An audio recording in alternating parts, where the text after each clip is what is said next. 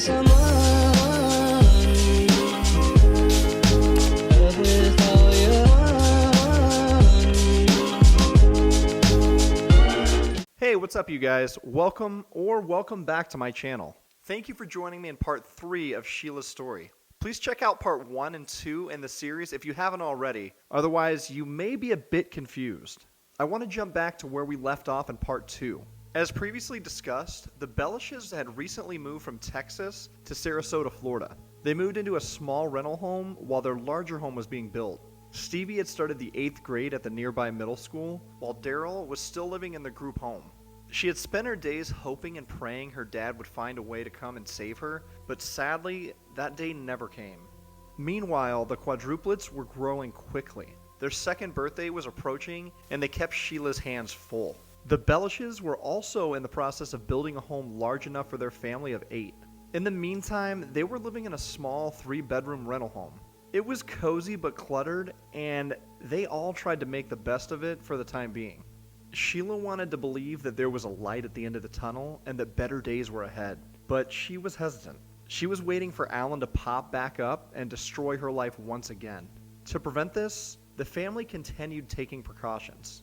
Their phone number was unlisted, and they purchased a P.O. box at a nearby mailboxes, etc., to avoid having to list their home address anywhere. They also didn't give Daryl their new home address because they were worried that she'd contact Alan. Those fears were soon proven to be valid when Daryl snuck to a payphone and called him one day during an outing. She told him that Sheila had quote-unquote dumped her at the group home. She asked him to come and live with him, which he used to manipulate her. Alan promised that he would come and visit her for Christmas, but only if she gave him Sheila's address. Daryl told him that she didn't have the address, but that she knew they were living in Sarasota. He told her that he would come and get her from the juvenile center, but only if she could get the information that he needed. Alan started trying to track Sheila down right away. He contacted one of his employees at RS Medical Company only a few weeks after they moved. She covered the Florida district and had only met Alan a few times. Given that he was such a big name within their company, hearing from him took her by surprise. Alan told the woman that Sheila had stolen his kids and fled the state of Texas, so he needed to find her so he could serve her with court papers. The woman was shocked by what he was asking of her and felt that it was inappropriate and not within her job description. She suggested that Alan hire a private investigator instead. He tried once more to convince her that she should help him, but when she refused again, he simply disconnected the call. While she thought it was an odd request, the employee thought that it would be the last time she would hear from her boss. But she heard from him again only a few days later when he called her and asked her to fax him some numbers for local private investigators. She agreed and faxed him one page from the phone book. Alan started searching for a PI, but quickly realized that most of them refused to help him without proof of a court order. He grew frustrated, but finally found someone that didn't seem to mind. Alan hired a PI named Chuck Chambers, who was somewhat of a local celebrity. He has worked on several high-profile cases in the area. According to his LinkedIn profile, he became a police officer in 1975 before starting private investigations in 1982. Chambers agreed to take on Alan's case. Finding Sheila would be a challenge, though. It was evident that the Bellushes had gone through great lengths to conceal where they were living. It was almost like, they didn't want to be located. Nonetheless, Chambers tracked them down within a few days and provided Alan with their address. Sheila was murdered only 3 weeks later. Alan was determined to get his revenge, and nothing would get in his way, other than an occasional golf game here and there. The golf course would give him a perfect opportunity to find people who are willing to help him do whatever he wanted to do for the right price.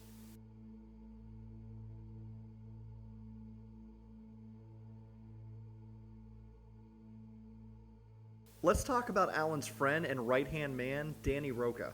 Danny worked there as a caddy, and he and Alan came from different worlds, but golf and making money from betting was their common interest. Danny had played on the varsity golf team in college and was once the champion of an amateur golf tournament. He had real talent, and many people believed that he would go on to play golf professionally, but he didn't see his own potential. He was really good, but eventually dropped out of college to get married and had kids shortly after. He no longer had time or the funds to golf, so he took a job at the golf course just to make ends meet. Danny's financial situation turned around once he met Alan. He, as well as others at the club, had picked up on the fact that Alan had a lot of money and was more than willing to spend it betting on games. He really believed that he was great, and Alan's ego wouldn't let him walk away. He would sometimes bet up to $8,000 per hole. Many of the other players recognized that they could make money off of him. Danny was one of those people, but he played it smart. He started out by letting Alan win several games. It boosted his ego and made him believe that Danny really wasn't all that good, so he let his guard down. Once Danny had gained his trust, he took Alan for everything that he could. During the next game that they played together, Danny bet high. Alan took the bait and Danny won the game. Alan had no choice but to pay him the $30,000 on that single game of golf. You would think that he wouldn't want to play with Danny again, but the challenge thrilled Alan and he kept coming back for more. The two men meeting changed Danny's life forever. At first, the change seemed to be positive, but it wouldn't be long before it spiraled out of control. They started playing golf together almost daily, and Danny would make between $10,000 and $30,000 per game. The money he was earning helped him purchase a large brick home in a nice neighborhood. He was finally able to move his wife and kids out of his aunt's cramped attic and into something nice by doing something that he loved. It was a dream come true, but Danny knew he had to find a way to make the money look legitimate. He started looking at different businesses to launder the money through, landing on a sports bar. He hoped that Alan would agree to fund the purchase of the bar and was working up the courage to ask him to help. When Alan asked him to tag along on a trip to an upscale golf club in Oregon, Danny did not hesitate to say yes. Maureen had planned the trip as a gift to Alan's birthday, sparing absolutely no expense. Danny was delighted as they boarded their flight in July of 1997, enjoying an amazing meal and bottomless drinks during the entire flight. Their dynamic was about to shift, though. Danny loved living an upscale lifestyle and was willing to do whatever it took to maintain his good luck. Alan recognized that he could control Danny, though, and would soon use this to his advantage. Both men had decided that they would use this trip as an opportunity to proposition the other. Danny wanted to ask Alan to fund the bar, while Alan wanted to ask Danny for something much more sinister. During the flight, Alan became belligerently drunk. This was a side of him that Danny had never seen before, and he decided to hold off on asking about the bar. Alan did not hold back. He began talking about Sheila and how she had ripped his daughters away from him. He confided in Danny that she and her husband were abusive to his girls and that somebody should, quote, beat Sheila up so that she knows what it feels like. Danny brushed these comments off at first, but the more Alan drank, the more violent he seemed to become while he was talking about his ex-wife. Eventually, he flat out asked if Danny knew anyone who would kill Sheila. I don't think that Danny took the comment seriously at that point. He assumed that once Alan sobered up, that he would forget all about what he had said, but that actually wasn't the case. Throughout the entire trip, which was several days, Alan stayed sober, but continued to ask Danny if he knew someone who could kill her. He repeatedly brought it up, telling him that killing her was the only way to stop her. Danny said he didn't know anyone that would kill her, but maybe he could find someone to beat her up. Alan talked about how bad Sheila was throughout the trip and eventually asked Danny to find someone to beat her. He agreed, and things went downhill from there. Alan insisted that whoever they hired to complete the assault needed to leave her, quote-unquote, crippled in a wheelchair with no tongue. Alan promised on the way back home that if Danny found someone to handle Sheila, that he would give him a 25% share of a $20 million golf course that he was planning to build. He also offered him a job managing the golf course once it was built. As they separated, Alan gave him $700 for cab fare, which only cost $20. Danny knew this opportunity would offer him everything that he wanted for himself and his family, but was conflicted about whether he should actually move forward with their plan. In August, he told Alan that he'd be willing to plan the assault on Sheila under one condition. He wanted Alan to give him a $400,000 loan to open the sports bar. Alan was actually infuriated by this proposition, claiming that Danny had asked for way too much money. It seemed as if their friendship was over, but Alan popped up a few days later, suddenly interested in funding the bar. From that point forward, Alan was obsessed with having Sheila assaulted. He started to pressure Danny to make it happen almost daily.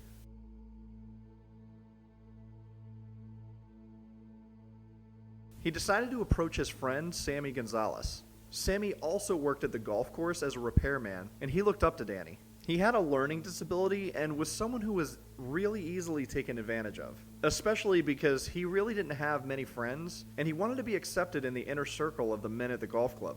Sammy was gullible, but when Danny asked him to beat up Sheila, he refused to do it because he didn't want to beat up a woman. Danny was persuasive, though, and convinced Sammy at least to consider completing the job. He gave him Sheila's address, a photo of her, and the news articles about the alleged child abuse between Sheila, Stevie, and Daryl. All of this quote-unquote evidence supported Alan's claim that she deserved the beating. The plan was set in motion. Sammy still wasn't on board, but he told Danny that he knew another person that might be interested.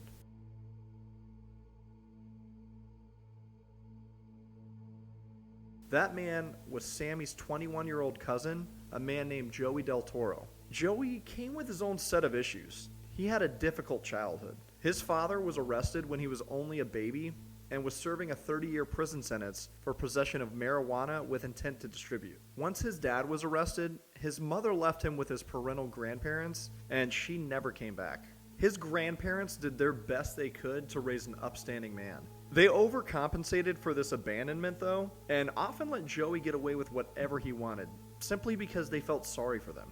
They provided absolutely everything that they could, but it was never enough for Joey. He was popular in high school, he was on the football team, and was the star running back. Just like Danny, he had enough talent to take his football career further, but failed to do so because he had no guidance.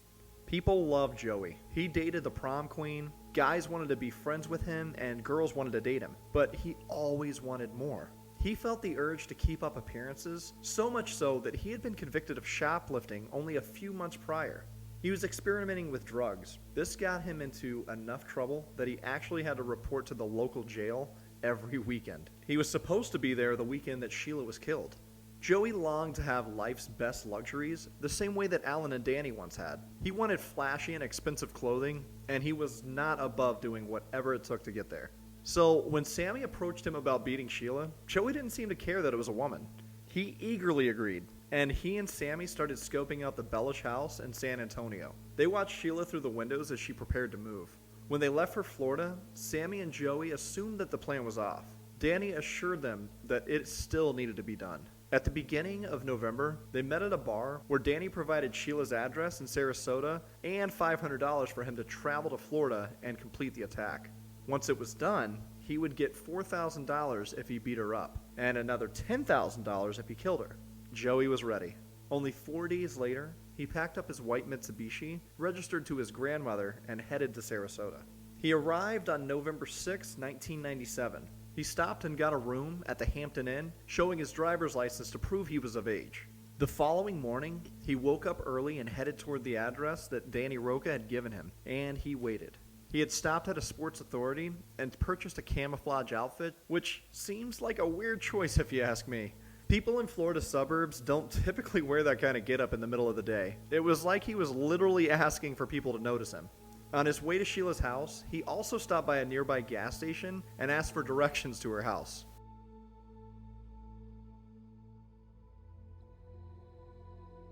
That Friday was like any other day for the Bellushes. It was hectic. Since it had only been 6 weeks since they had moved to Sarasota, and they were only in their smaller temporary home, things were pretty chaotic. Sheila had been working continuously to find some type of normal and organization in the chaos, and planned to organize their laundry that day. Jamie was traveling for work, and left home before Sheila was even up that morning. She and Stevie packed the quads up in the minivan and headed to McDonald's to grab breakfast for everybody. Afterward, Sheila dropped Stevie off at school and headed back home. Little did she know that someone would be waiting for her. When she arrived, she came in and fed the babies before deciding that she was going to play with them in the pool, which was located inside the sunroom prior to nap time. She had a lot of housework to do, but she knew that if she let them play, they'd burn off some of the energy and nap longer. Because their pool was enclosed, she decided not to put their bathing suits on. Instead, she removed the diapers and put on their life jackets. However, none of them ever made it into the pool that day. Little did Sheila know, Joey Del Toro was inside her house. He arrived between 8:30 and 8:45 a.m. and watched Sheila leave. Once she was gone, he slipped into the house through a window, which was located near the kitchen. He then hid in the garage until Sheila came home. Because the garage was filled with their belongings they didn't have room for in their rental home, Sheila parked in the driveway and went through the front door when she arrived home. Joey was silently observing Sheila in the minutes that she and the quads were home. She obviously thought that she was alone, and Joey admits that he almost didn't go through with it after seeing how caring and nice to her baby she was. He needed the $14,000, but going through with beating and or murder suddenly didn't feel right. He was about to turn around and leave to go out through the garage when Sheila noticed that the door was open. She saw his face and he panicked.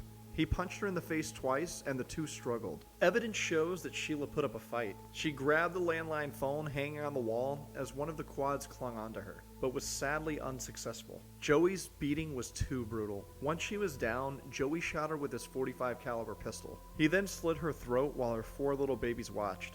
Joey immediately fled the scene, leaving the babies unharmed. Thankfully, they weren't hurt, but they were left alone, walking around diaperless in their mother's blood for nearly 6 hours until Stevie arrived home from school.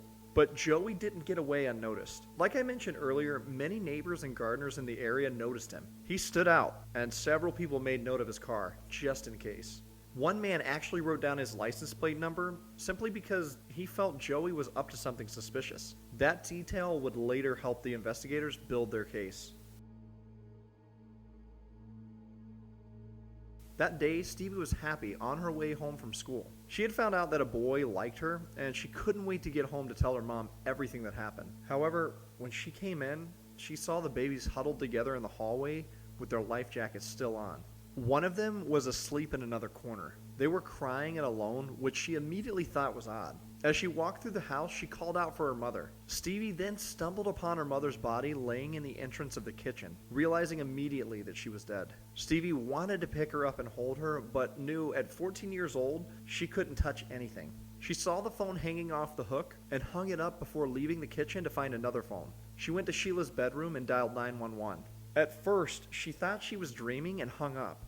She walked back into the kitchen and then went back into the bedroom to call 911. When officers arrived at the scene, Stevie told them that she believed that her father had something to do with it right away. She said he was rich and that he probably hired someone to do it.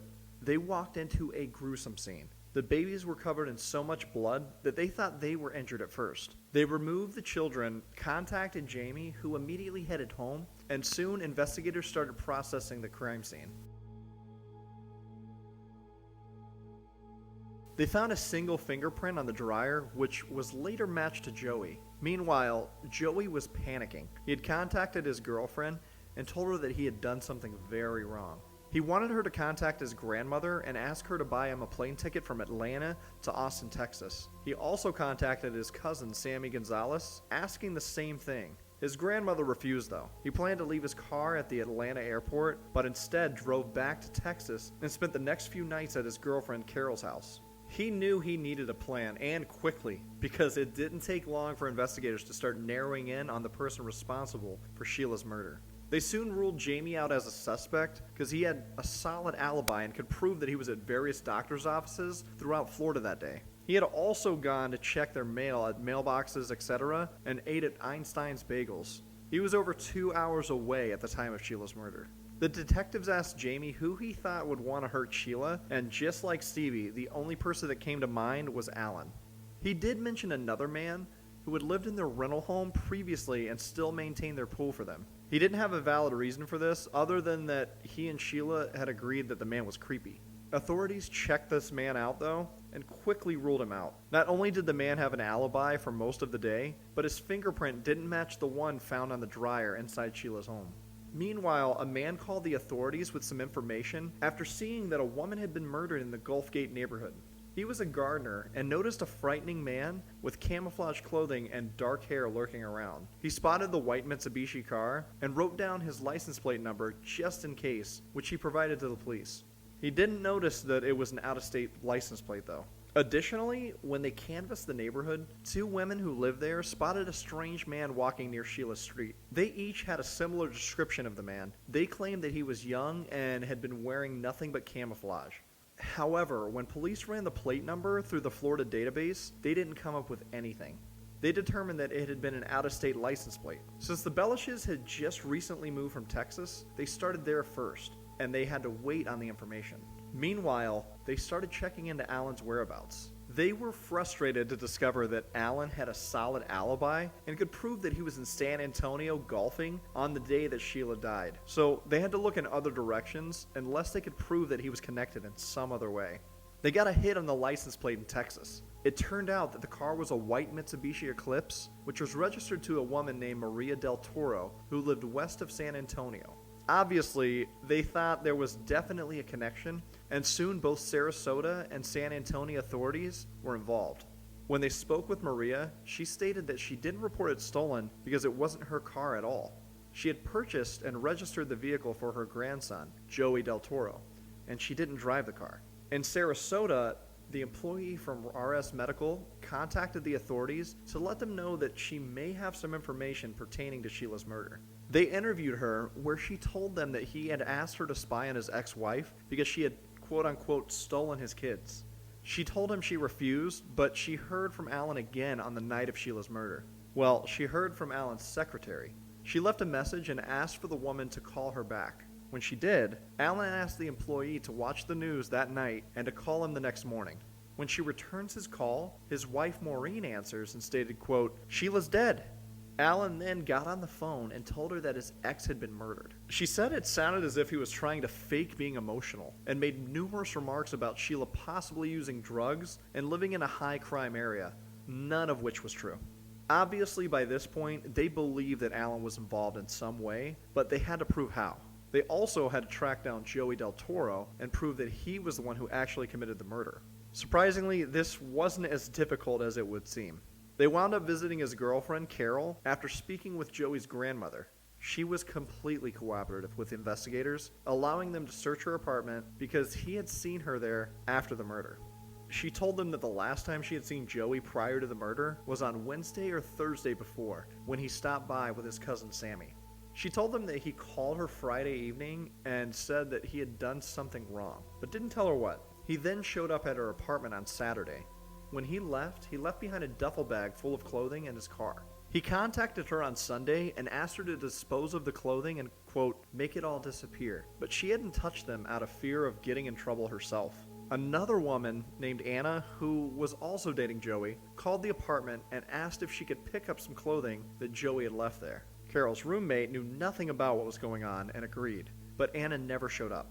When investigators spoke with her, she willingly gave up information about the murder. She knew much more than Carol. Basically, Joey had told her that he had to go out of town for a few days for business. She told them that while he was gone, he called her from a mini-mart named Sunhaven, which was actually located near Sheila's neighborhood. He called her several times on November 7th, the day Sheila died, but she wasn't home. He had left a message with a roommate and asked Anna to call the jail and tell them that he couldn't report there that weekend because his relative had died. She never did it. Once he was back in Texas, he asked her to get the clothing from Carol's house and clean his car. He told her he wanted everything burnt and asked her to get the gun from a green bag in his car. She actually did go over there to get the stuff, but saw police cars and decided to keep driving instead. She also believed that he was headed to Mexico. Carol then came forward with more evidence, claiming that Joey had told her that he was a hitman and went to Florida to murder a woman who was fighting with her ex-husband. He told her that the ex-husband had ordered the hit. She told investigators that she wasn't honest before simply because she was afraid that someone would put a hit out on her. They towed Joey's car to a crime lab in Austin and started searching for evidence. Thankfully, they found a lot that tied Joey back to Sheila's murder. For whatever reason, he had failed to dump anything on his trip back and simply kept everything, hoping that Anna would dispose of it for him. His car was completely trashed. Inside, they found the .45 caliber gun with ammunition, which was located inside of the green bag that Anna had described. They also found a piece of paper with directions written on it to Sheila's house, an atlas, which was folded open to Florida, a shoebox for the boots that he had purchased, the receipt for the purchase from Sports Authority where he bought his camo outfit, a receipt for Hampton Inn in Sarasota dated for November 6th, a camouflage ski mask, as well as dried blood smeared on the front seat, which came from his pants.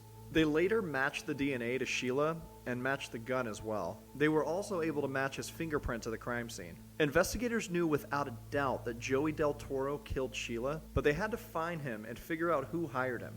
Meanwhile, Anna helped investigators track down Sammy Gonzalez, which they were hoping would lead them to Joey. At the time, they didn't realize that Sammy was also connected to Sheila's murder, but believed he knew where Joey was hiding.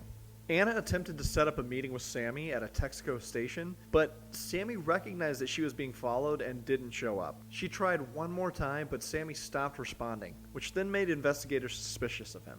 The next night, Anna was still trying to help them find Joey. When they showed up at her apartment, she was on the phone with him and the other two were speaking Spanish. Her phone had been tapped and they were able to trace him to a La Quinta Inn in Piedras Negras, Coahuila, Mexico. He told Anna that he wouldn't be there for long. He was planning to stay overnight and then travel to central Mexico the following day.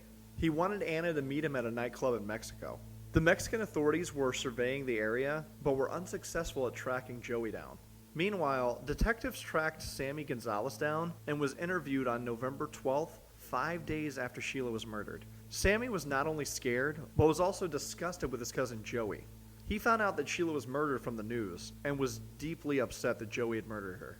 Sammy was under the impression that he was simply going to beat her and was shocked to know that his cousin was capable of something so sinister. Sammy spilled the tea after being interrogated multiple times. He knew that he was going down for Sheila's murder, and he was seemingly ashamed of what he had done.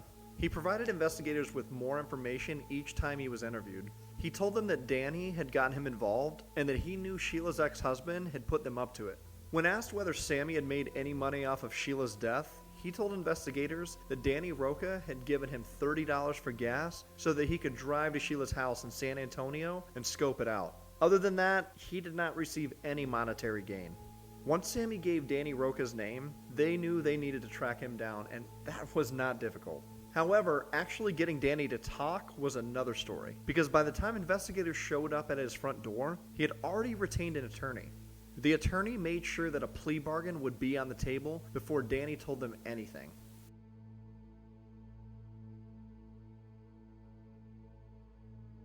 Danny Roca and Sammy Gonzalez were arrested on November 17, 1997. Sammy was charged with conspiracy to commit murder, while Danny was charged with premeditated murder and conspiracy to commit aggravated battery. Investigators were thrilled that they had already made 2 arrests only 10 days after Sheila's murder, but they knew they still needed 2 very big pieces of the puzzle: Joey Del Toro and Alan Blackthorne. No one ever anticipated how difficult it would be to hold them accountable. Joey Del Toro was eventually caught in Mexico and arrested, but not for the murder he committed back in the United States. Instead, he was arrested for being in Mexico illegally for only 3 days. At first, it seemed as if Mexico law enforcement would be willing to work with Texas Rangers. They were supposed to deport Joey and turn him over to the U.S. authorities, but changed their mind at the last minute, likely because they recognized the United States would be seeking the death penalty. This decision caused Joey Del Toro to remain in prison in Mexico for 20 months, appealing extradition twice. As the Tampa Bay Times stated, it was, quote, an international tug of war, which caused Sheila's family to protest. Eventually, he was returned to the United States after prosecutors promised they would not seek the death penalty, a compromise that wasn't easy to make given the gruesome details and brutality of Sheila's death. He was turned over in July of 1999. He was charged with first-degree murder and armed burglary and pleaded guilty the following year. Joey was sentenced to 2 consecutive life sentences, which was the maximum penalty for both charges. Sammy Gonzalez also pled guilty, accepting a plea bargain in exchange for testifying against his co-conspirators. He received a 19-year sentence. Danny Roca believed that he was the key to what prosecutors really wanted, which was Alan. This gave him a false sense of entitlement and made him believe he was more important to the state's case than he really was. He got too cocky and held out for too long, and they decided not to offer him a plea deal. Instead, Danny went to trial where Sammy Gonzalez testified against him and was found guilty. Danny received a life sentence, which he later tried to appeal. However, it remained the same. Meanwhile, Alan Blackthorne remained a free man for way longer than he should have. Despite investigators raiding his home, he remained unbothered on the surface, playing golf and continuing his life of luxury. He made absolutely no attempt ever to contact either of his daughters following their mother's death. Instead, he lawyered up. He did multiple interviews claiming that he was innocent, claiming that he was golfing in San Antonio that day. He seemed to truly thrive off the attention. However, his luck would eventually run out. Ironically, he was arrested while playing golf in January of 2000. He was facing federal charges for interstate conspiracy to commit murder and interstate domestic violence. Allen was ultimately given 2 life sentences.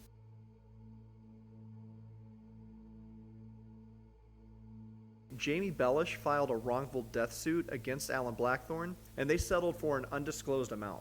I'd also like to mention that Maureen later divorced Allen and was also sentenced to 1 year in prison in 2005 for filing a false tax return in 1999. She was acquitted for filing false tax returns in 1996, 97, and 98 because jurors believed that Allen had been the one to do it.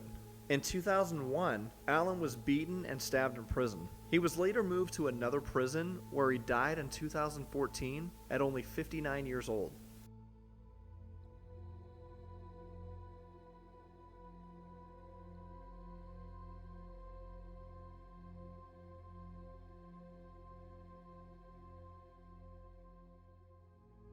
Following Sheila's murder, Jamie, the quadruplets, and Stevie all moved to New Jersey, while Daryl was expected to stay in foster care or the group home until she aged out.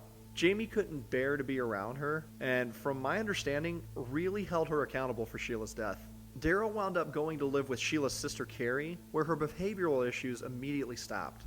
Stevie gave an interview a year or so after her mother's death where she discussed how difficult it was to live with what had happened and that she was unhappy living with Jamie. She claimed that she was overwhelmed by having to care for the quads in place of Sheila and that she desperately just wanted to be a kid. I wasn't able to find much information regarding where everyone is now, but all of the kids, including the quadruplets, are grown. Jamie eventually remarried, which is what Sheila would have wanted. They've all gone their separate ways, though, which is the opposite of what Sheila would have wanted. This is a tragic ending to a tragic story, and goes to show just how much jealousy can destroy people's lives. But that's all I've got for you today, guys. Let me know what you guys think about this case in the comments, and as always, remember the name Kasey Shane. I'm out.